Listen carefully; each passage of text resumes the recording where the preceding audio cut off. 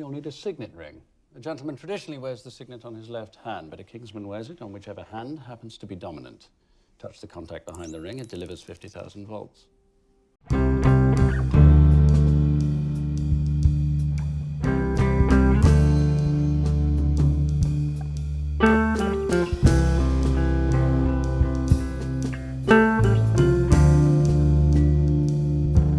So rings are oftentimes underlooked menswear accessories that I think have an important significance in history and in the media. And I think that it's a shame because they're a nice icing on the cake, if you will, for entire outfits. For the historical side, ancient pharaohs in ancient Egypt used to wear signet rings to show their status. In the later times, signet rings, interestingly enough, were actually used as wax seals or wax stamps for letters, and they were worn by a lot of the people that were in the nobility. At one point in time, it was common for signet rings to have a family coat of arms or crest. By the Middle Ages, they were used to sign all letters in legal documents.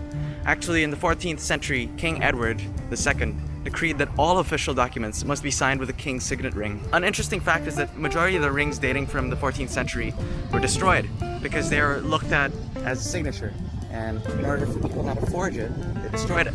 Now it's more common for rings to be sort of family investments with precious stones and precious metals, and status symbols as well. Could be family heirlooms, could be passed down. There's no doubt that there's a big prominence of rings in the media as well. You could see musicians, actors, and characters in movies wear rings all the time. For musicians, a couple examples are Alex Turner, you got Keith Richards, Harry Styles, Jimi Hendrix, Ringo Starr, Richard Starkley. His nickname's Ringo because of his rings, right? You got actors like Jeff Goldblum and Johnny Depp. In movies, you can see them prominently in Great Gatsby, Scarface, The Talented Mr. Ripley, Kingsman, Black Panther, and a lot more. The list goes on. A common theme in the media is that the influential and the leaders wear rings. So having said that, here are a couple ways you can style rings. So there are generally two ways of styling men's rings, I'd say. You could go all out, similar to, say, Johnny Depp or Harry Styles, or you could stick to sort of the more traditional rules of wearing rings. Bernard Rothschild, in his book Gentleman, actually stated that a gentleman should wear one ring of a precious stone and one with a family crest, besides the wedding band, if you're married. So that's a pretty nice rule to stick by, and I think it looks nice and not too obtrusive in terms of the entire appeal of the whole outfit. So right now I'm wearing a couple different rings. So this one's from Silverworks, the one on my ring finger. The middle's also from Silverworks, and this one I just got really cheap from the Green Hills Chungek. These two are from H&M. H&M actually has a really nice ring collection. They sell it in threes, and I believe it is about 800 for 3 rings in H&M.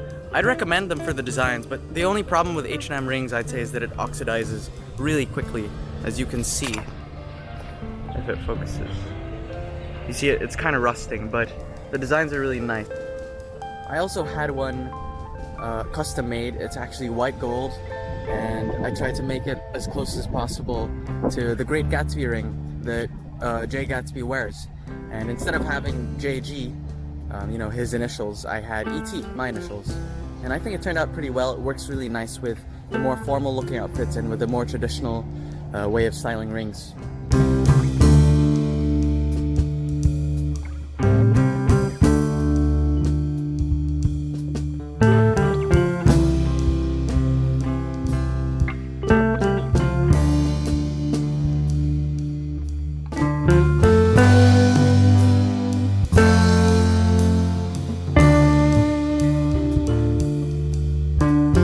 Thank you guys for watching the video. I hope you enjoyed. Please subscribe. I'll have more videos soon.